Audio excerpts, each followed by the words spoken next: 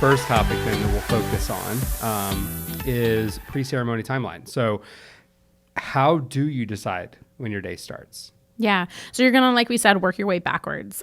So first things you got to think about is like how many people are getting ready. This really pertains more to the girls, right? Like the guys, you guys throw on your suit, socks, cufflinks, and you can do, maybe some gel in your hair. Yeah. You can do that probably in about 15 minutes. Oh, no, I wake up like this. Yeah, okay.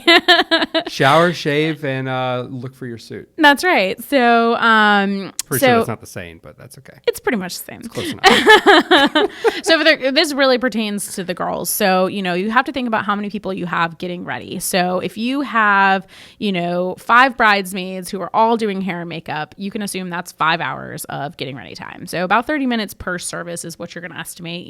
Your stylist might be a little faster, a little slower. So that's something you can work out with your specific stylist. But a rough estimate is about 30 minutes per service. You also want to think about how many stylists you have. So that's an important thing to think through. If you have 5 bridesmaids who are each doing hair and makeup, that's 10 services plus you, that's now 12 services. And if you think you're going to only have one stylist, then, you're looking at 6 to 6.5 hours of getting ready time. Wow. So, unless you want to start super, super early in the morning, it might make sense to add on another stylist. So that's something you want to think about probably before you book your stylist, especially some people have minimums related to, okay, every stylist has to have at least 5 services or something along those lines. So that's something you want to keep in mind. But that's going to be the biggest piece of kind of figuring out that pre-morning getting ready timeline.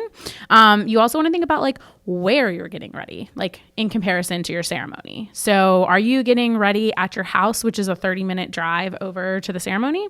You got to account for that. And you got to add buffer time, right? What if there's an accident on the way there and traffic's backed up and it takes you an extra 15, 20 minutes to get there? Right. So you want to kind of add that buffer time. If it normally takes you 30 minutes, add 45 minutes. Plus you have to think about all the girls packing up their stuff, loading it into the car, waiting for an Uber, or if you have a bus. So you want to make sure that you allot yourself a lot of time and like a little buffer room in the morning, so that you're not running behind when it comes to ceremony time.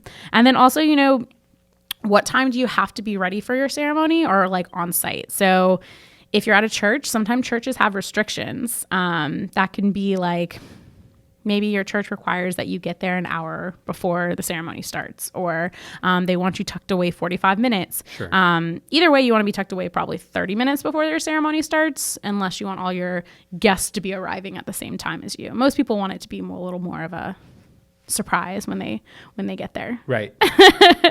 So those big kind of things that you have to kind of think about. Yeah. So then, what do you need to fit in during all the kind of getting ready time? What other things should you consider besides hair and makeup? Besides that, you need to think about if you want detail photos. So these are like the pictures that you see on Pinterest or on our Wedspiration boards. Shameless plug again. Nice. But those are the pictures that, you're probably not going to frame, but if you're going to have an album or just something to remember, like all these cool pieces you had. So that's going to be your rings, your invitation suite, your dress, those other kind of small jewelry, those kind of small details. So if you want pictures of those, you got to allot at least 20 to 30 minutes for that with your photographer. Now that can happen while your bridesmaids are getting dressed, but you want to keep that in mind and make sure you allot for that time before you have to leave for the ceremony. Right.